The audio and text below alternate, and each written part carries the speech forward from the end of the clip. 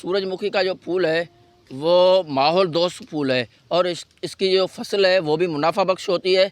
और यहाँ पर बड़े पैमाने में सुजावल के तकरीबन हज़ारों एकड़ पर ये फसल काश्त की जाती है। सूरजमुखी का जो ये फसल है वो कुदरत के हसीन जो नज़ारे हैं उनमें से है। ये कुदरत के जो रंग होते हैं उनमें से ये एक मुनफरद रंग है। जो फसल तैयार है उससे एक उम्मीद है कि हमें एक अच्छा जो रेट मिलेगा, इससे मुल्क में भी खुशहाली आएगी, ज़र मुबादला जो है वो बढ़ेगा।